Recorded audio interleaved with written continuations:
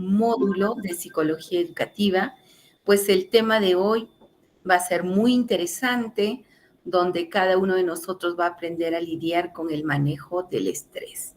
Entonces, lápiz y papel y mucha atención, que aquí vamos dando inicio al desarrollo de la 7ª sesión de psicología educativa con el tema manejo del estrés.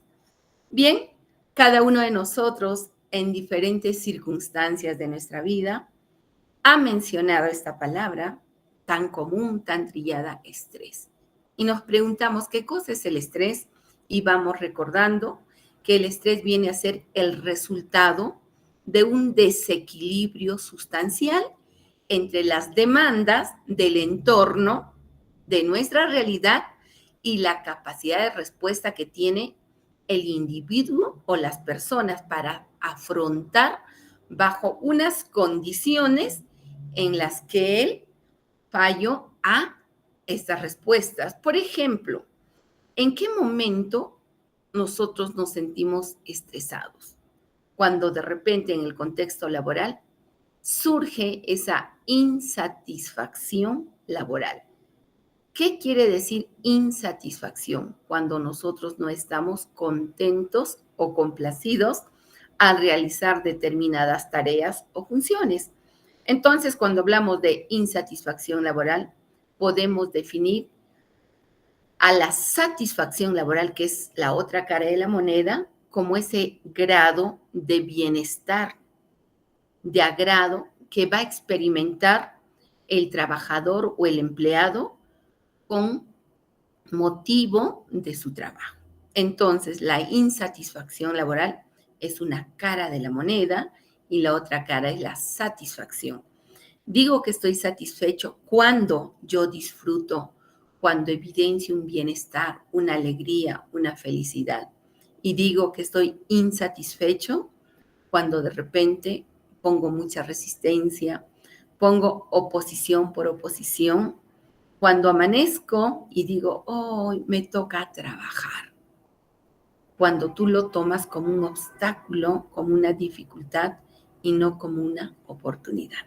Entonces, por el contrario, cuando la situación es de malestar, cuando la situación, por ejemplo, es de incomodidad, de desequilibrio, entonces podemos decir que está presente la insatisfacción laboral. Pero a la cara inversa diríamos, estoy muy satisfecho en mi ámbito laboral porque voy no tanto a trabajar, sino voy a disfrutar de lo que hago. Entonces, ¿cuándo se hace presente el estrés? Cuando surge la insatisfacción laboral. Muchos de nosotros nos decimos, pero ¿cómo me perjudica o qué consecuencias puede evidenciar el estrés en mi organismo? ¿O cómo puede repercutir en el funcionamiento de mi organismo? Y va a tener un impacto negativo, tanto en el aspecto fisiológico, en el aspecto psicológico y también en el aspecto conductual. Y va a tener muchos grados y algunos casos son de tipo irreversibles y algunos casos va a somatizar de repente el estrés ya en la parte fisiológica, evidenciando algunos cambios en nuestra piel, en nuestro cuerpo. Entonces, va a depender mucho del nivel del estrés que a nosotros nos va a hacer evidenciar en nuestro organismo, en nuestra parte emocional y también en nuestra parte conductual. Entonces, queridos colegas, aquí tenemos algunas evidencias, algunos impactos del estrés. Por ejemplo, tenemos unos síntomas físicos, cómo se evidencia en nuestro cuerpo cuando presentamos los trastornos cardiovasculares. Cuando tenemos hipertensión, de pronto sentimos un acaloramiento en el cuerpo y decimos, tengo dificultad para respirar, no sé qué me pasa, siento que se acelera mi corazón. También tenemos trastornos respiratorios, cuando hay una hiperventilación, una respiración rápida que muy pocas veces podemos controlar, o esa respiración es acelerada y también cuando nos provoca una sensación de mareos. Estás caminando y de pronto sientes como querer desvanecer el cuerpo. También tenemos una respiración fatigada. Estás hablando y vas evidenciando una fatiga. Esos son las consecuencias en tu cuerpo, en la parte física, cuando hablamos de los trastornos respiratorios. También hablamos que el estrés fomenta el trastorno inmunológico. Quiere decir que hace bajar nuestras defensas. Por eso se presenta mayor cantidad de resfriados, de gripe, de enfermedades, por ejemplo, bronquiales, porque baja nuestra defensa. El estrés es perjudicial para nuestro organismo. También tenemos trastornos gastrointestinales. En algunas situaciones se nos va a presentar las náuseas, la sensación de vómitos, se nos va a presentar esa pesadez del estómago. Ingieres algún alimento y de pronto viene el embalonamiento o el abultamiento del vientre. También se puede presentar con el estreñimiento. También con las famosas diarreas, porque el impacto emocional tiene repercusión en nuestro organismo y el estómago, cuando hablamos de trastornos gastrointestinales, en la psicología se considera el estómago como el segundo cerebro. ¿Por qué? Porque lo que manda la mente, el cerebro, se alberga inmediatamente en los intestinos. Entonces, el estrés también nos va a generar trastornos dermatológicos. ¿Qué es lo que va a pasar con nuestra piel, con nuestro dermis, con nuestro cutis? Es que se va a presentar acné. También se te puede presentar sarpullidos, herpes o heridas. Miren cómo el estrés nos va haciendo notar poco a poco en el organismo. Es por ello la importancia de poder desarrollar en cada uno de nosotros esa capacidad de conocernos, de notar los cambios que de repente no se presentan de manera usual en nuestro organismo. También el estrés nos va a generar unos trastornos musculares. ¿Qué quiere decir? Va a haber una rigidez, una tensión excesiva, unos temblores, unas contracturas. Por ejemplo, el bruxismo viene a ser esa aprensión involuntaria de la mandíbula. Cuando vas al odontólogo y te dice, tus molares están muy aplanados, muy achatados, los has friccionado o frotado mucho y uno no se da cuenta. ¿Por qué? Porque por efecto del estrés, nuestra mandíbula va fregando o refregando o frotándose entre sí. Entonces, por eso es el deterioro o desgaste de nuestros dientes. Entonces, también tenemos trastornos sexuales como un impacto negativo del estrés. ¿Cómo repercute en nuestra vida sexual? Primero, vamos a tener la disminución del apetito sexual.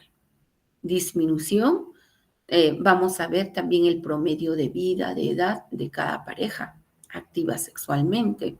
Si nos ponemos en un patrón de 20 años a 25, la frecuencia o vida sexual va a ser mucho mayor que de un adulto de 60 o 70 años. Entonces, pero una persona con estrés del patrón normal va a soler reducir, incluso pueden llegar hasta la impotencia sexual. El otro efecto perjudicial del estrés es que nos va a generar unos trastornos somáticos. ¿Qué quiere decir? Nuestro cuerpo va a somatizar y va a reflejarse, por ejemplo, con un dolor de cabeza, se nos va a presentar las famosas migrañas, se nos va a presentar el dolor de espalda, incluso el dolor menstrual en la parte de los cervicales, en caso de las damas, se nos va a presentar contracturas musculares. ¿Quieres abrazar a alguien? Y de pronto, se te va a venir un dolor en la espalda, en los brazos.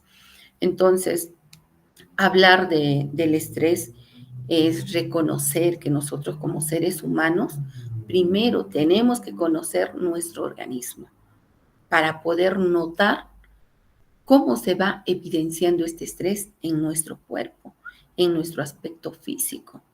Si nosotros nos conocemos fácilmente, diríamos o dijéramos que algo pasa en nosotros. Pero si nosotros no tenemos la capacidad de conocernos, no podríamos notar si me estoy llenando de herpes, si me está brotando de repente los sarpullidos o si ingiero algo, ya por una ligera preocupación se me embalona el vientre, o es que tengo muchos resfriados últimamente, o es que tengo una respiración muy acelerada, o se me está presentando el insomnio, etcétera. Entonces, ¿con qué me quedo esta noche? Que el estrés se va a presentar cuando tu organismo no tiene la capacidad de afrontar los retos, los desafíos que te presenta el entorno. Que sí es perjudicial, sí lo es. Se va a notar primero en nuestro aspecto físico. Luego también hay unos síntomas psicológicos, por ejemplo, el aumento del nerviosismo y de la ansiedad.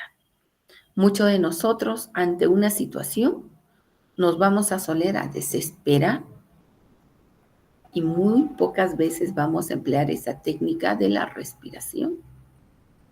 Otro, se nos puede presentar mayor frecuencia de agresividad hacia uno mismo y hacia los pares, hacia los colegas. Nos vamos a evidenciar de una manera tan irritable. Vamos a querer reaccionar de manera rápida. Nos va a ganar esa zona reptiliana, el cerebro reptiliano. Y vamos a tener también la presencia repetitiva de esos pensamientos negativos. Tu cerebro le va a ordenar a tu mente y tu mente va a decir, yo no puedo. Me están pidiendo realizar una tarea y no voy a poder. No me va a salir bien, no seré capaz de hacerlo esto. Entonces, aquí es muy importante reconocer que el estrés también tiene un impacto negativo en nuestro aspecto psicológico. Pero ¿quién debe controlar a quién? El cerebro es esa máquina indescriptible donde se elaboran los pensamientos. En este caso, como impacto negativo del estrés, son pensamientos negativos. Entonces, ¿quién debe controlar la producción o reducción de este pensamiento negativo? Tenemos que ser nosotros mismos. Nadie va a entrar a tu mente y a decirte, deja de pensar así. Tú y yo tenemos que desarrollar esa capacidad de decir, no debo pensar de manera negativa. Tengo que atraer cosas buenas, cosas bonitas para mí, porque yo me merezco lo mejor de la vida.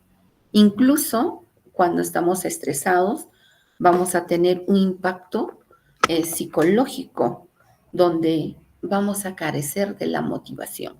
Queremos hacer algo y el cerebro va a decir, no, pero no me va a salir bien. ¿Para qué lo hago? Mejor lo dejo. Solemos carecer de motivación. Esa motivación intrínseca, incluso la motivación extrínseca. Alguien va a venir, te va a alentar, te va a nutrir de pensamientos vitamina, vas a tener tus personas, amigos vitaminas, colegas vitaminas, pero tu motivación intrínseca va a poner resistencia y va a decir, no, no me conoce, por eso opina así. Entonces, es fácil evidenciar una persona con estrés en el aspecto psicológico porque carece de motivación. Otro, las personas con estrés en el aspecto psicológico van a carecer de la famosa concentración, van a presentar mucha dificultad. Por ejemplo, en un diálogo, en una reunión laboral, van a verter opiniones, van a consensuar acuerdos, pero la persona que está con estrés su cuerpo va a estar presente, su mirada de repente te va a estar siguiendo, pero su mente va a estar en otra situación. Entonces, ellos no van a concentrarse con facilidad, van a tener muchas dificultades. Luego, se va a desarrollar ese sentimiento de indefensión aprendida. ¿Qué quiere decir? Es que se despierte ese sentimiento de que no van a poder controlar la realidad y que no va a estar en mis manos, no lo voy a poder hacer. Se van a sentir impotentes, indefensos, por más que sean personas de buena talla, de buena contextura, que gocen aparentemente de una buena salud física, ellos se van a considerar como algo minúsculo, algo indefenso. Luego, suelen tener mucha vergüenza y su lenguaje es, ay, qué roche. Y si me miran, y si lo hago mal, ay, no, a la próxima lo hago, porque su autoestima se va deteriorando. Y no es que otra persona lo va a deteriorar, sino que el deterioro de su autoestima es producto de la calidad de pensamientos negativos que suele producir la persona con estrés. Otro, van a desarrollar mucho sentimiento de culpabilidad, melancólicos, flemáticos, muy nostálgicos, muy depresivos, y a las personas con estrés les gusta bastante la soledad. Muy pocas veces les gusta relacionarse con sus colegas, prefieren aislarse en sus aulas hasta cuando tienen reunión con las familias, dan lo puntual y se sienten incómodos con la presencia de personas. Suelen frustrarse con facilidad y son muy malhumorados. Y frente a cualquier situación de alegría, suelen mostrar la apatía. Entonces, también aquí la persona con estrés va a presentar unos síntomas conductuales. ¿Qué quiere decir? Sus conductas se van a convertir también en un efecto negativo. Se van a convertir y van a desempeñar conductas impulsivas y temerarias. ¿Cuándo decimos que son impulsivas? Cuando es una reacción de su cuerpo cuando está en un estado de alerta. Cuando su cerebro le dice, tú tienes miedo, no lo vas a poder hacer. De inmediato el impacto en su conducta va a hacer que se pongan impulsivos, reactivos y muy temerarios. Por ejemplo, una persona con estrés va a agarrar el timón del carro, va a conducir la máquina sin medir de repente los posibles riesgos. No mide nada la persona con estrés. Se va contra todo. Incluso en el entorno laboral, y va a decir, ¿y qué pasa si no lo hago? ¿Qué me va a pasar si no cumplo la directiva? Son personas temerarias y te van a evidenciar esta conducta irritable, muy impulsivas.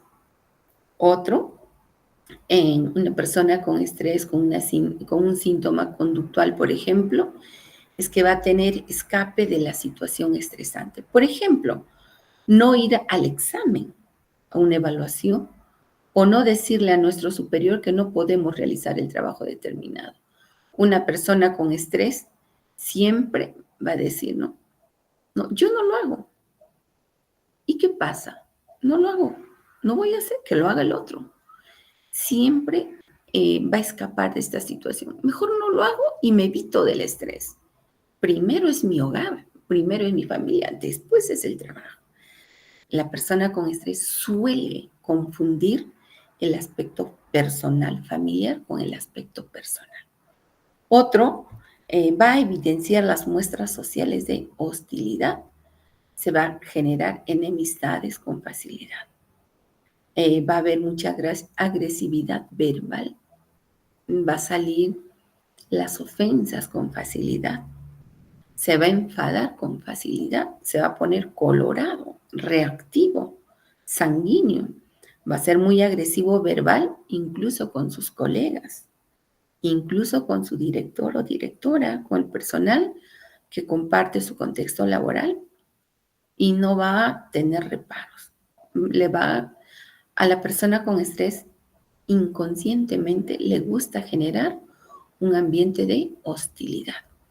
Otro, se va a presentar el aumento del consumo de estimulantes o de sustancias tranquilizantes. Por ejemplo, Un desinhibidor es el licor. Su círculo va a ser el consumo de bebidas alcohólicas con mucha frecuencia. Otro se inclinan al tabaquismo.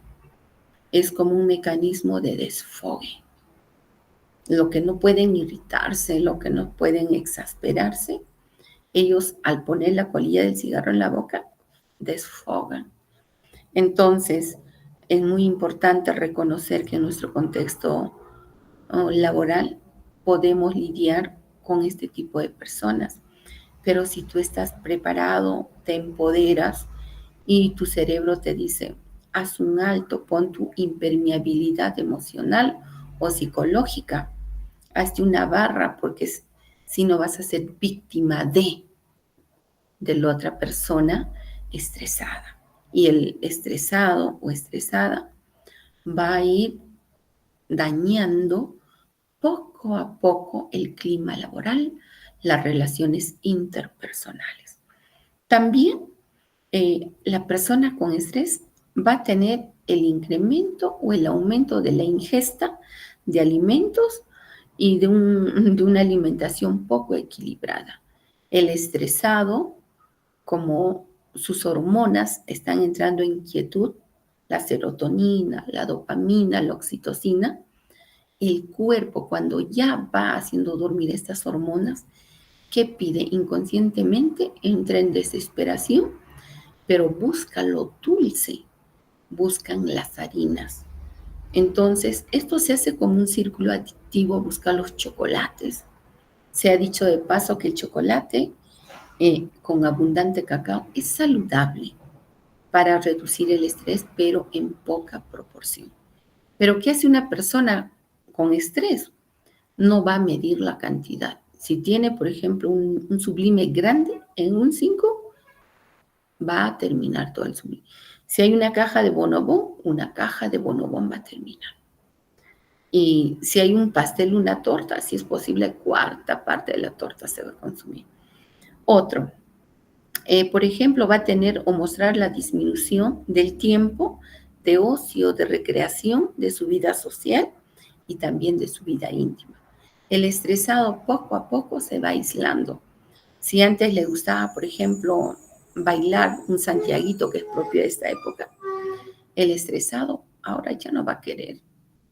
Va a decir, no, ya mejor no voy, ¿para qué? Yo ya no estoy para esto, mejor duermo. Entonces, es un síntoma para poder nosotros reconocer, incluso en la vida íntima, el estresado no va a querer contacto sexual con el esposo o la esposa. Otro, también se va a observar la disminución del rendimiento en las tareas, por ejemplo, que realizaba usualmente. Si antes era un maestro o maestra que le gustaba ambientar el aula conjuntamente con los estudiantes, ahora no va a preferir esto. Ahora va a decir, mejor compro y ya lo pego. O para que ya así nomás. Total, ya estamos mitad de año. Que se quede así. Entonces, una persona con estrés evidencia ese cambio brusco, ese cambio de la otra cara de la moneda. Entonces, nosotros, ¿por qué disminuimos este rendimiento cuando estamos estresados? ¿O cómo podemos notar cuando hay mucho agotamiento, cuando hay de repente pérdida de energía? Aparentemente come o almuerza y ya quiere dormir, o camina y ya quiere dormir, o terminó de cenar y ya quiere dormir, se pone a la cama y se le va el sueño. Entonces también se le presenta el insomnio, ¿no? Entonces, porque está en un estado de alerta, un estado nervioso de alerta. También el estrés tiene y presenta unos efectos negativos a nivel organizacional. Por ejemplo, el absentismo. ¿Cuánto de nosotros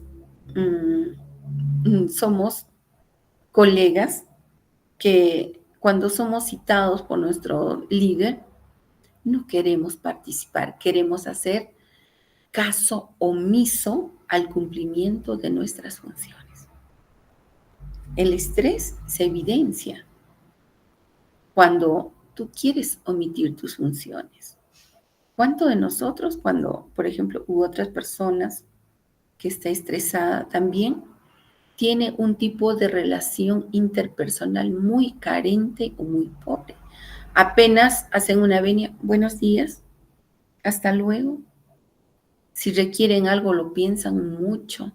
Tienen miedo de tocar la puerta del aula vecina para pedir un por favor. Tienen baja productividad. Viene un evento, por ejemplo, en el mes de septiembre, tenemos Día de la Familia. ¿Qué pasa ahí? Va a decir, ay, ¿para qué hacemos Día de la Familia? Mejor no hay que hacer todas estas actividades. Mejor vámonos al campo y nos evitamos de problemas. Va a querer y va a evidenciar una baja productividad, pero se va a evidenciar un alto índice de accidentes y de rotación del personal. Por ejemplo, muchas de las colegas, de los colegas maestros, quieren quedarse desde que han entrado, pasan 1, 2, 3 años. Si se ubican en el primer grado, quieren cambiarse de inmediato a un grado intermedio que puede ser tercero y cuarto. ¿Por qué? Porque el primer grado es altamente demandante, agotador, estresante. ¿Qué hacen? Y ellos dicen, no, yo prefiero que me rote, ya, no, ya no quiero primer grado, ya me ha agotado la paciencia, mejor el otro colega que lo haga. Yo ya me sacrifiqué. Ellos inconscientemente piden rotación. Como que también hay otro caso, que ya hay colegas que están trabajando años y años en el mismo aula, en la misma edad, en el mismo grado y con la misma planificación. Entonces, un colega maestro estresado va siempre querer quedarse en el status quo, en su zona de confort, y va a evidenciar un mal clima laboral. ¿Por qué? Porque se siente agotado, se siente sin ánimos, sin entusiasmo, sin motivación. Y cuando pasa un colega, hola, ¿cómo estás? Le va a mirar enojado. Y el otro va a decir, uy, ¿qué pasó? Mejor ya no le saludo. Eso que va a generar un mal clima laboral. El antagonismo, la insatisfacción en el trabajo. Por mejor líder que tenga, la persona con estrés va a tener un rechazo a su líder y lo va a ver como un enemigo o como un opositor. Y el antagonista es oponerse por oponerse. Si el líder dice hacemos esto, el estresado va a decir, ¿por qué? Yo no lo hago. Entonces la postura antagonista son dicotómicas, sí, no, ni no, y no lo hago. Entonces, si nos vamos dando cuenta, el estrés es muy perjudicial en el plano físico, en el plano conductual, en el plano emocional y también tiene efectos en nuestro campo laboral. Y ahora, algunos de nosotros ya nos estamos reconociendo de repente con ciertos síntomas y nos preguntamos, ¿qué debemos hacer frente a lo que vivimos? ¿Todos tendremos algún grado de estrés? La respuesta está en nosotros. Algunos diremos, no, yo al estrés no le conozco, yo vivo mi vida, ¿para qué estresarme? ¿Para qué hacerme problema? Yo vivo el momento, cumplo y me voy. Así es que el estrés no va conmigo. ¿Realmente será así? ¿Realmente estaremos preparados, como dice, para poder afrontar una situación de un contexto laboral? Entonces, la respuesta está en cada uno de nosotros y acá les voy a presentar la técnica de la relajación.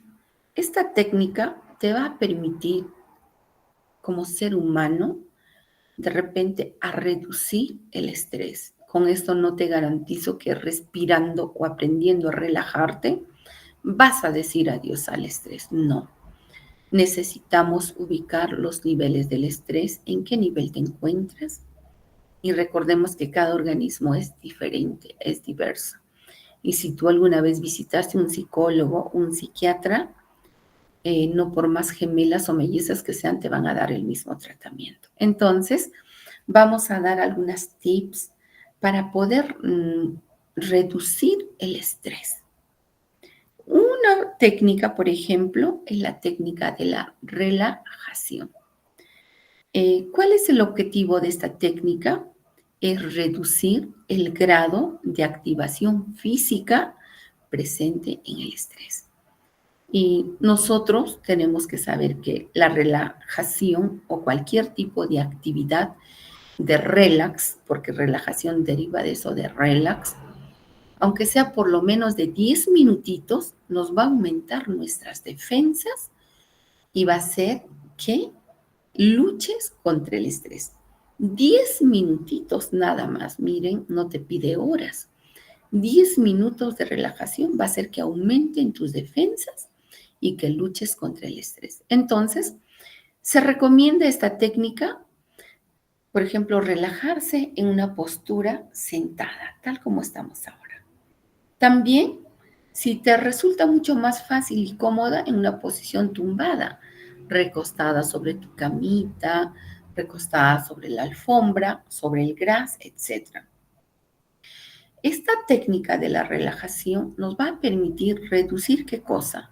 El adormecimiento, y también es recomendable aplicarlo cuando estamos de repente descansando o cuando tenemos ausencia de sueño. Quiere decir, cuando se nos presenta el insomnio.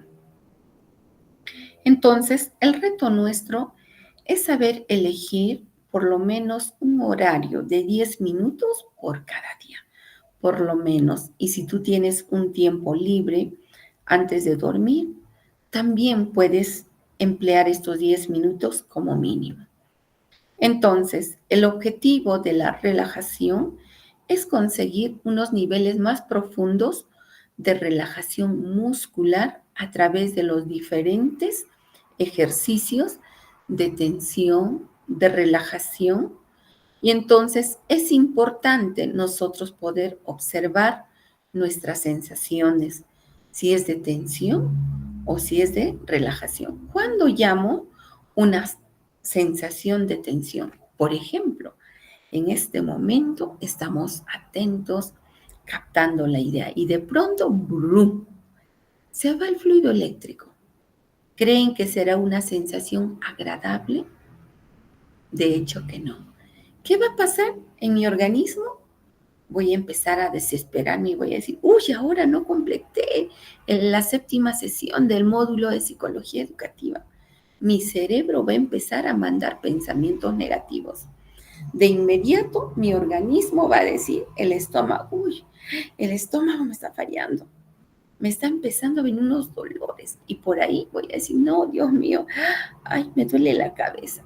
Entonces, es bueno reconocer en qué momento nosotros tenemos sensaciones de tensión y automáticamente mi cuerpo debe reconocer qué sensaciones de relajación puedo hacer. Por ejemplo, yo tengo que decir, ante una situación difícil, tengo que aprender a inhalar y a exhalar.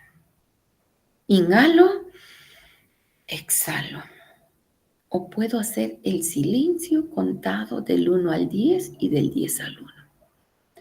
Pero muchos van a decir, cuando uno está nervioso se olvida de todo. De eso se trata esta sesión, de saber conocernos y saber decir qué me estresa, qué me genera malestar y cómo automáticamente tengo que bloquear ese pensamiento negativo con sensaciones positivas, con sensaciones de relajación. Tú tienes que llegar a ese nivel de decir, ¿qué debo hacer en una situación incómoda? Aprender a respirar. Inhalo, exhalo. Inhalo, exhalo. Y segundo, 1000 veces es mejor callar que hablar en situaciones o sensaciones de tensión. Porque cuando estás con toda la impulsividad por miedo, cólera o temor, tu pensamiento negativo te va a dominar y lo que manda el cerebro va a salir por la boca. Y cuando ya herimos a nuestros colegas, cuando dañamos el clima institucional, va a ser muy difícil poder reparar ese daño, aunque le digas luego, discúlpame, me equivoqué, no debí de actuar así, porque ya se daña la autoestima, se dañan las relaciones con nuestros pares. Entonces, la relajación va a ser mucho más eficiente con el entrenamiento. No es que hoy día estoy en el curso, luego me hacen renegar y automáticamente inhalo, exhalo. No es así. Va a requerir de un entrenamiento, de una práctica sostenida. ¿Para qué? Para poder desarrollar nuestras habilidades socioemocionales, nuestras habilidades blandas y sobre todo ser conscientes que si yo me estreso va a reaccionar mi piel, mi conducta, mi estado emocional y en conclusión una mirada armónica, que el estrés va a dañar todo mi sistema. Entonces nosotros no tenemos que dar cabida al estrés. Tenemos también técnicas de respiración. Por ejemplo, un control correcto de la respiración es una de las estrategias más sencillas, pero poderosas y potentes para hacer frente a una respuesta de estrés. Viene alguien, te incomoda, te dice, por ejemplo, tú has abierto la puerta del aula y yo no te había autorizado, ¿por qué lo hiciste? Entonces tu cerebro se prepara y dice, hasta aquí te permito. Ahora hago silencio, respiro, inhalo, exhalo. Por eso, si tú no quieres dañar tu organismo, tienes que aprender a conocerte. Tienes que aprender a manejar la técnica de la respiración. Uno de los síntomas del estrés es la hiperventilación. Ya dijimos que se presenta con esa respiración rápida, acelerada, superficial, donde tú te notas como una persona agitada. Y todo esto va a aumentar los niveles del estrés. Entonces, generalmente, al inspirar, solemos concentrar el aire en la parte superior de los pulmones. Donde están sentados, ejercítense. A ver, inspiren. El aire se queda contenido en la parte superior de los pulmones, resultando una respiración insuficiente y consumiendo además más energía. Entonces, cuando nosotros nos privamos, solamente estamos llenando un poco de aire, de oxígeno en nuestros pulmones y esa respiración es insuficiente. Entonces, la aplicación de esta técnica de la respiración tiene sus propósitos, tiene un porqué, tiene un para qué. Es que nos va a enseñar a respirar correctamente en nuestra vida cotidiana. Incluso cuando estás en el medio de transporte yendo a tu trabajo y por ahí dice pasaje, pasaje, pasaje, y tú le das, por ejemplo, un billetito de 10 soles y te dice, pague con sencillo, señora, si no tiene sencillo, ¿para qué sube? Pero ahora tú que aprendes estas técnicas de respiración, tú cierras la boca y dices, inhalo, exhalo, inhalo, exhalo, porque fácil es responderle en igual o peor magnitud de lo que nos dice el señor que cobra, pero al final, ¿quién se está dañando? Nuestro propio organismo. También esta técnica de la respiración tiene el propósito de combatir la respiración insuficiente en los momentos del estrés. Practiquemos la respiración en todo momento, incluso en el momento de almorzar, cuando viene el mozo o azafate, cuando nos pone los cubiertos, estamos en espera y vamos respirando. Incluso cuando tengo una actuación, una actividad, una gincana, respira, inhala, exhala. Solo así vamos a poder reducir el nivel del estrés. Ahora, hay técnicas cognitivas también que podemos manejar. Por ejemplo, una persona estresada ¿Qué tipo de pensamientos va a manejar? Pensamientos perjudiciales, pensamientos negativos, pensamientos pesimistas. ¿Pero sobre quién? Primero sobre uno, sobre sí mismo y luego también sobre las demás personas que integran su comunidad educativa, incluso del contexto laboral. Todo lo va a ver mal, nada bueno le va a encontrar. Y no es que la realidad sea mala, sino que el pensamiento que produce la persona con estrés suele ser de carácter negativo, perjudicial. Entonces, esto puede ser la causa de que el individuo no solucione el conflicto de una forma más positiva. Por ejemplo, los conflictos son parte de nuestra vida diaria. Si por ahí vamos a coger el programa Jalinguarma, por N motivos se confundieron de ollas o de bandejas y se llevó la bandeja con la comida del aula A, lo que correspondía al aula B. ¿Cómo reaccionaría una persona con estrés? Va a decir, ay, ¿cómo es posible que no te fijes las ollas? ¿Cómo no te vas a dar cuenta? ¿Acaso es la primera vez que sirves? Etcétera. Pero una persona sin estrés va a ir y va a reír, ay, nos confundimos, ay, caramba. Mira, sin darnos cuenta, el mismo modelo, el mismo número de olla, la misma marca. Pero no hay problema, me llevo mi olla y te devuelvo lo tuyo. Lo va a ver de un aspecto positivo, pero la persona con estrés lo va a ver de manera negativa. Otra situación, por ejemplo, es la hora de la salida. Se organizan los maestros para salir con los estudiantes o con los auxiliares. Una persona con estrés va a querer salir rápido, que nadie le gane. Y si por A o B se encuentra con el aula del costado y por una puesta de pie le gana, la persona con estrés se ve incómoda. Ay, pero ¿cómo? Si me ha visto salir rápido, como el otro pone un pie primero. La persona con estrés de todo va a generar malestar, incomodidad.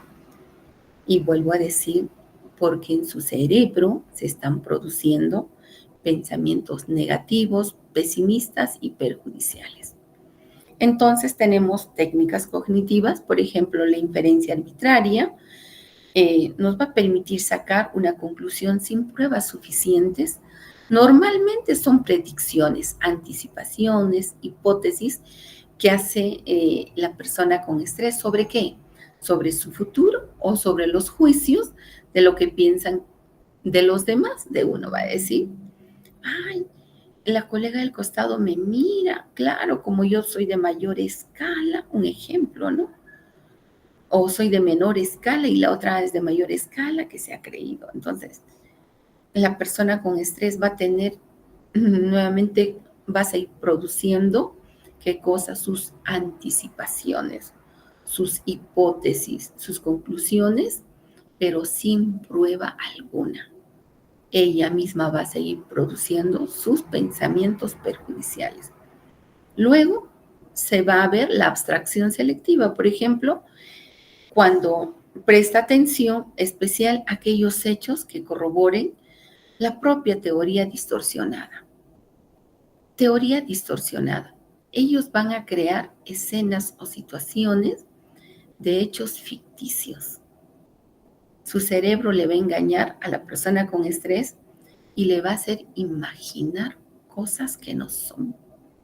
Y esta abstracción selectiva va a ser, por ejemplo, que ellos corroboren, van a querer sí o sí descubrir que ellos no están equivocados, van a querer corroborar y decir, ves, yo no me equivoqué, la otra me miraba porque yo tengo el mejor aula, ella quiere copiarse, o yo soy el auxiliar que llega primero, a mí me tienen que ver como ejemplo, modelo, su pensamiento es perjudicial y van a querer corroborar. Eso es lo más triste que se pueda ver en una persona con estrés. Ellos van a apropiarse de su verdad. No va a haber persona que les haga quebrar su manera de sentir, de pensar. Por más equivocados y conscientes que sean, van a decir, no, yo tuve y tengo la razón. Entonces van a minimizar y maximizar también la situación. Son extremistas. Por ejemplo, logró ganar Fondep, vamos a tomar como el ejemplo, y van a ir a felicitar a la persona estresada. Felicitaciones, lograste ser ganadora a nivel nacional del Fondep. Ay, gracias. Ay, la verdad, hice el proyecto así de rápido. Presenté por si acaso y gané.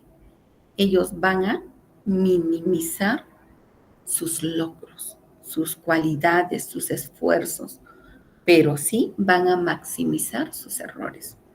A un ligero error van a expandir la magnitud y van a culpar y culpar y culpar a la persona que, entre comillas, falló o se equivocó.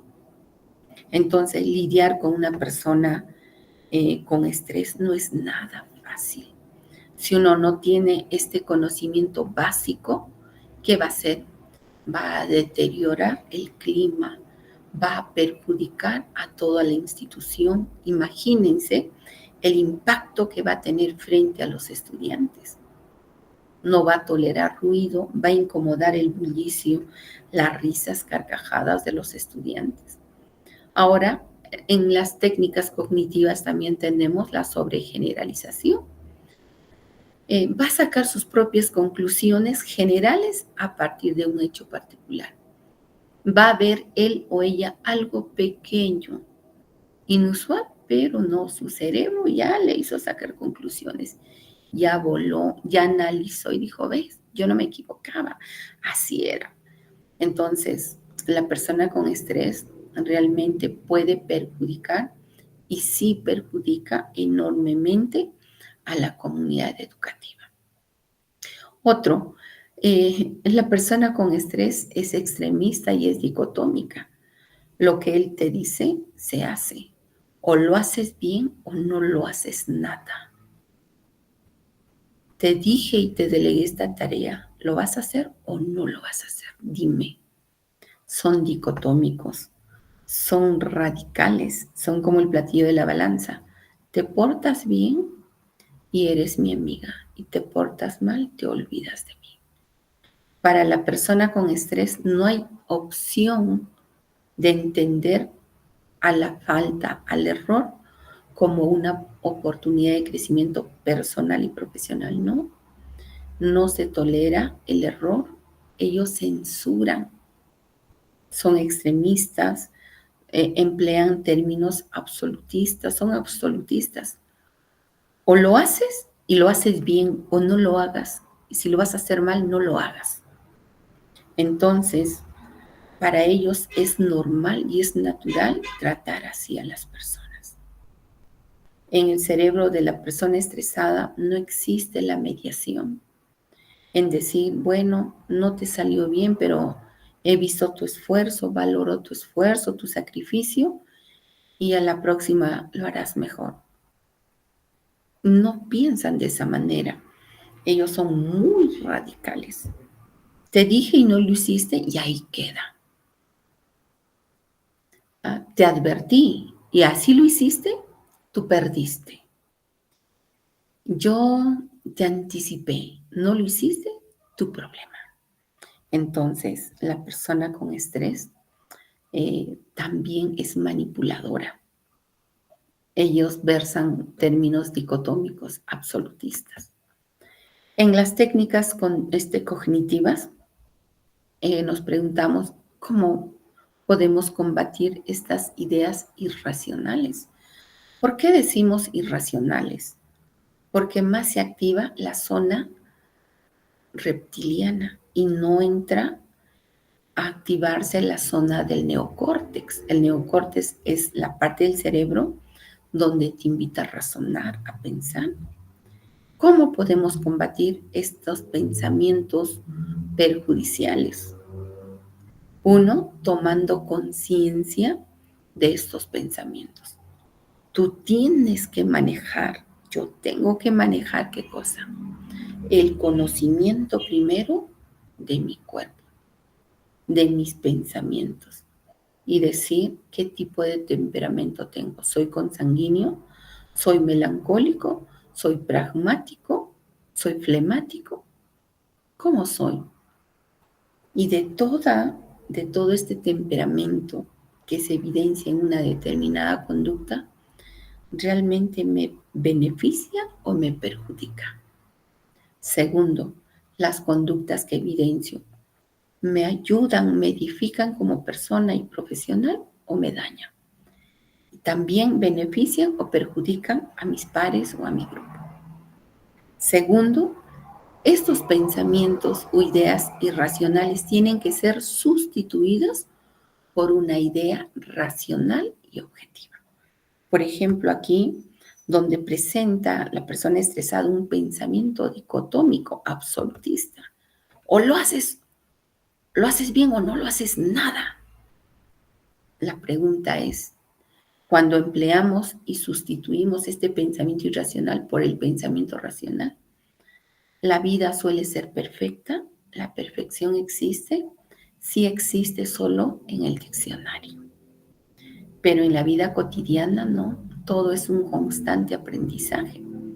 Tendemos y caemos en el hierro, en el error, por supuesto, de manera involuntaria muchas veces, pero de ahí debemos analizar, recapacitar y decir, ¿no? ¿Qué estoy haciendo? ¿Estoy pensando de manera favorable o de manera perjudicial? Tienes que entrar a la autorreflexión. Tienes que emplear la meditación. Por ejemplo, a esa persona dicotómica, de pensamiento dicotómico. Si quieres lo haces y si no lo dejas. ¿Le estarás dando opción a la otra persona a que pueda mejorar o perfeccionarse? No. ¿Cómo puedo invitarme yo misma e invitar a mis pares o parejas en institución educativa a mejorar, sustituir este pensamiento, realizando preguntas abiertas? Primero, ¿cómo me siento? Segundo, ¿cómo se sentirán mis compañeros? Tercero, ¿he aportado con mi opinión, con este tipo de pensamiento de idea irracional, por ejemplo? ¿O es que estoy dañando a mis pares?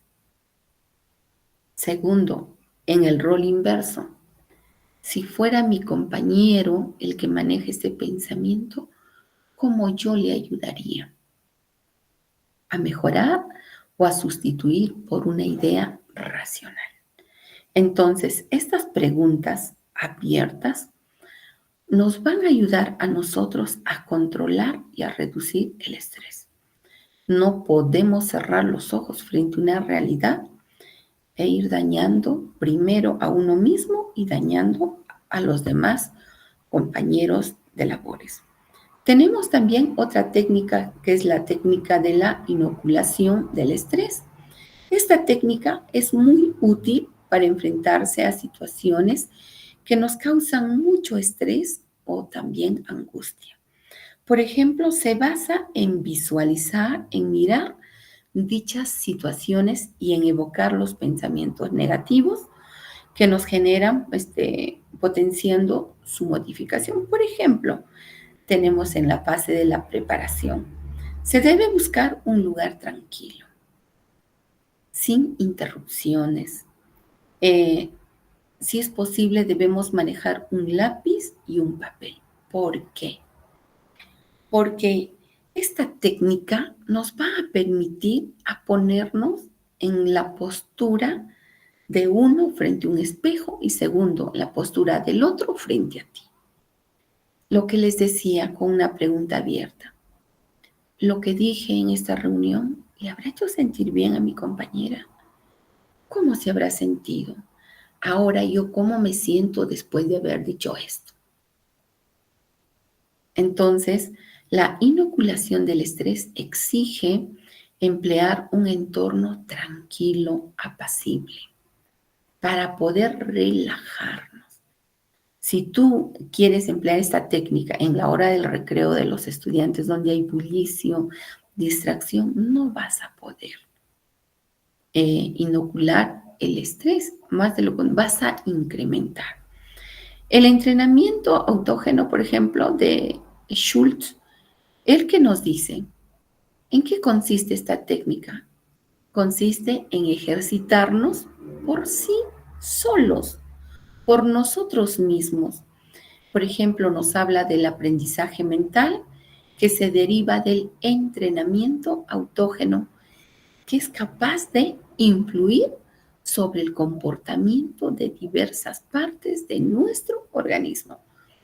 Schul, por ejemplo, nos habla en su teoría cuán importante es que tú te conozcas, que yo me conozca, de ver mi rostro, de acariciar mi rostro, de observar mi piel y decir, no tengo acné, no tengo herpes, no tengo reacciones cutáneas, entonces mi organismo está yendo bien.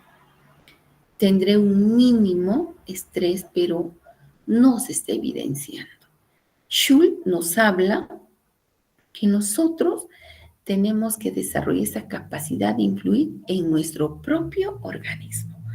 ¿Qué pasa si, por ejemplo, en mi cuero cabelludo me empieza a salir erupciones? Estoy evidenciando la famosa psoriasis. La psoriasis es una reacción del estrés, pero crónico. Y esa psoriasis se va incrementando en toda parte del cuerpo. Viene a ser erupciones que no te pasa con nada. Solo tendrían que ponerte en la misma vena la dexametasona, que es un corticoide para bloquear. Miren la tremenda magnitud de la importancia de conocer nuestro organismo. ¿Para qué? Para controlar e influir y evitar hacernos daño. Entonces, ¿a través de qué? De diferentes representaciones mentales se van a conseguir muchos o diferentes efectos orgánicos que nos van a permitir alcanzar distintos grados de relajación. Si tú dices, uy Dios, me está empezando a salir los granos, el acné, es que mi cuerpo está reaccionando. ¿Qué hago? Tengo que aprender a relajarme, tengo que aprender a respirar, tengo que inocular el estrés, me voy a un campo, respiro, escucho músicas de meditación, de relajación. Entonces, Schul nos invita a eso, a que nosotros debemos alcanzar a controlar ese comportamiento en las diversas partes de nuestro organismo. ¿Este método en qué se basa? Se basa en que una idea representada con suficiente intensidad y concentración va a dar lugar a qué? A un movimiento involuntario. Quiere decir a la experiencia del péndulo. Conocemos el péndulo, es de ida y de vuelta. Por ejemplo, la respiración agitada es un acto involuntario. No puedes decir, a ver, ya, deja de respirar. O los latidos, la frecuencia cardíaca. No puedes decir, a ver, corazoncito, deja de latir un rato. No. Son acciones que no podemos controlar nosotros, sino que el cuerpo en todo su sistema entre en funcionamiento. Pero sí podemos ayudar, por ejemplo, frente a una agitación acelerada. ¿Qué podemos hacer? Respirar, inhalar y exhalar. Entonces, hay muchas técnicas de mejora también de habilidades sociales. Tiene que ver mucho con las habilidades blandas. Nosotros somos seres eminentemente sociales. El ser humano es un ser social. A lo largo de toda su vida debe aprender y debe interactuar relacionándose con los demás, con sus colegas, con sus pares. El trabajo es un medio social en el que todos debemos comunicarnos con otras personas, pero de diferentes formas. A la vez, ellos también tienen que saber hacerlo con nosotros. La mirada es como el feedback. Tú me tratas bien y yo te trato bien. En lo posible, la conducta de unos y de otros tienen consecuencias para todo el conjunto. tanto para el individuo como para sus compañeros y colegas de la empresa o de la institución educativa. Hay determinadas situaciones que nos van a demandar ciertas habilidades sociales. Por ejemplo, si requiero algo, tengo que aprender a pedir por favor. Tengo que saber expresar una opinión contraria o controvertida. La dialéctica nos demuestra que todos tenemos múltiples pensamientos, pero todo ello al final se tiene que converger y concatenar para arribar al mismo propósito u objetivo. El hecho que tú no compartas la opinión de tu colega no te da lugar ni a ti ni a mí a hacer sentir mal a las personas. Hay una frase muy importante: hay que ser suave con las personas y duro con sus pensamientos. Entonces, cuando uno está en una reunión y no estás de acuerdo, no digas, no estoy de acuerdo con la profesora Rocío, por ejemplo, o no estoy de acuerdo con Rocío. No, evita tocar el nombre de la colega. Podrías decir, agradezco la sugerencia, pero me parece que podría resultar mejor la otra actividad. Entonces, propongo la sugerencia y así evitas dañar a las personas y que permites el crecimiento de qué, de la persona tuya, de sí mismo y también de tu grupo o comunidad. Hay que saber entablar un diálogo, una conversación. Es muy incómodo, por ejemplo, en los trabajos colegiados, que se esté haciendo una tertulia, que uno esté liderando y alguno por ahí que esté chateando.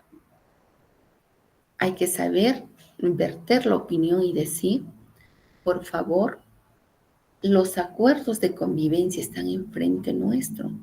Exhorto cumplirlos para el bien de todos. Que es muy diferente decir, por ejemplo, Rocío, deja de distraerte con el celular.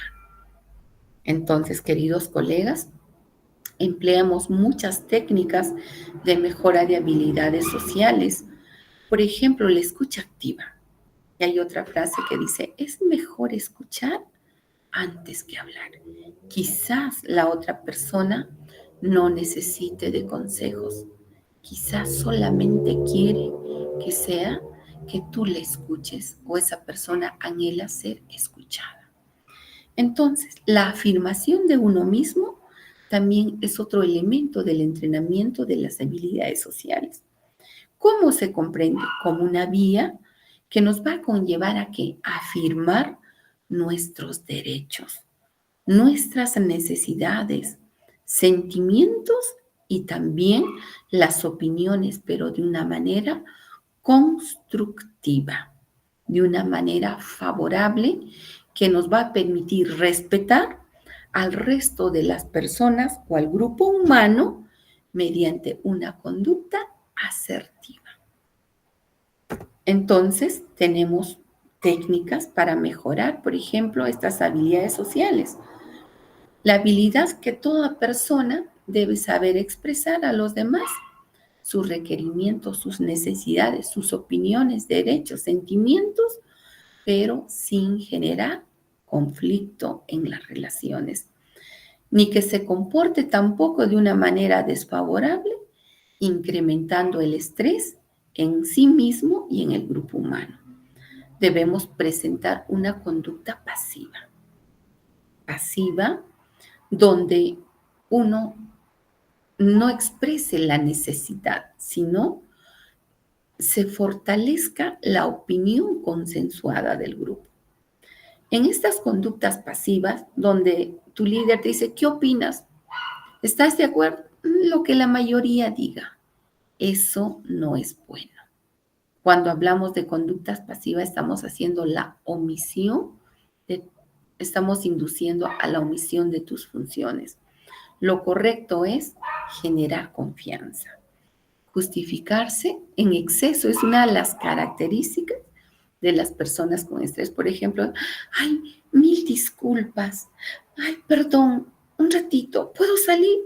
Salen, y dicen, ay, perdón por la interrupción, vuelve, por favor, pásamela. Sí, ay, discúlpame. La excesiva, por ejemplo, justificación es una evidencia de conducta pasiva también. Y personas que manejan sus pensamientos derrotistas y se sienten impotentes, ya están derrotados antes de realizar la tarea o actividad. También el dejarse imponer por la voluntad del otro. Hay colegas que dicen, ya, que lo haga Rocío. Y Rocío dice, ya, yo lo hago. Ya, ella lo hace muy bien, que lo haga esta vez. Está bien, yo lo hago. Entonces, esas cosas que generan, también generan estrés. O el director o directora llama a reunión de manera permanente fuera de tu jornada. Y que dice, ay, ¿a dónde van? A la reunión. Porque el director nos ha llamado, una conducta muy pasiva, perjudicial para uno mismo y para el grupo humano. También se evidencia con el estrés una conducta agresiva, es la otra cara de la moneda. Todo expresa a través de qué? De la violencia, vulnerando el derecho de los demás. Un momento, colegas. Está bien, usted será director, directora, pero también tengo mi familia. Usted no puede ir contra mi familia. O sea, la idea está bien, pero la manera de cómo lo dice está errada, equivocada. Otros menosprecian la necesidad o las peticiones, las opiniones de los demás. Por ejemplo, dicen, vamos a hacer uniforme. ¿Para qué? ¿Para qué? ¿A ti crees que te va a dar un guardapolvo? No, mejor venimos con un buzo. Pero podemos hacernos el uniforme para unificar nuestra imagen institucional. No, ¿para qué? La ropa no hace a la persona. ¿Cómo dice? La mona, aunque se vista de seda, mona se queda. Otros suelen menospreciar, que también es una evidencia de una persona con estrés. Otros tienen su creencia de que todo el mundo es egoísta. Y así que uno debe defender sus intereses. Ay, ¿para qué voy a compartir yo? A mí, ¿quién me comparte? Cuando yo necesitaba, ¿quién me ha dado? ¿Yo por qué les tengo que dar? Entonces, si nos vamos dando cuenta cuán importante es conocer y manejar estas técnicas para reducir el estrés. Y también el ideal es manejar una conducta asertiva. Las dos conductas, tanto pasivas como violentas, que fueron las anteriores, las agresivas, son las que debemos erradicar. Pero la conducta asertiva es la que debemos proponer en nuestro contexto laboral, familiar, amical, etc. ¿Cómo se fomenta esta conducta asertiva? Comunicándonos directamente sin dañar a las personas. Otro, teniendo nuestras convicciones muy claras y siendo seguros de uno mismo y de lo que dice. Otro, con un entendimiento de las necesidades de los demás en relación al resto. Un ejemplo, un compañero que constantemente da constantemente su trabajo a Juan, dice aquí, ¿no? Para que lo haga. Y Juan decide terminar con esta situación. Su compañero acaba de pedirle que haga algo de su trabajo y Juan le contesta. En una conducta pasiva le diría, estoy bastante ocupado, pero si no consigues hacerlo, te puedo ayudar. O sea, esa conducta pasiva hace que se recargue, sobre recargue, se abrume de responsabilidad y se cargue de estrés. En una conducta agresiva, ¿cómo diría Juan? Olvídalo, casi no queda tiempo para hacerlo. Me tratas como tu esclavo, eres un desconsiderado. Es una conducta violenta, agresiva. ¿Y cómo sería una respuesta en la conducta asertiva? Juan le diría, no, lo siento, no puedo cargar más con tu trabajo. Creo que No es razonable que además de mi trabajo deba ser el tuyo. Gracias por tu comprensión. Notamos los tres tipos de respuesta, que los dos primeros son perjudiciales, dañan, deterioran a uno mismo y a los demás. Pero el tercero, en la conducta asertiva, es donde él comunica que no puede hacer y lo comunica de manera correcta o acertada. Bien, queridos colegas, me he pasado unos minutos, mil disculpas. Eh, Era 1 hora y me he pasado 10 minutos. Yo quedo muy agradecida por la participación en este espacio donde todos estamos construyendo nuestros aprendizajes. Estamos deconstruyendo también nuestros aprendizajes. Para ustedes les mando unos confetis de alegría, de felicidad. Les mando unas palmitas y unos corazones pidiéndole a Dios que este espacio nos ayude a poner en práctica, sobre todo a conllevarnos a ser mejores seres humanos, a saber convivir también con nuestros pares, nuestras colegas, y etcétera, etcétera. Que tengan un hermoso fin de semana, que Dios los bendiga grandemente. Conmigo nos vemos al próximo viernes en la misma hora para desarrollar la 8ª sesión. Muchísimas gracias. Hasta el viernes.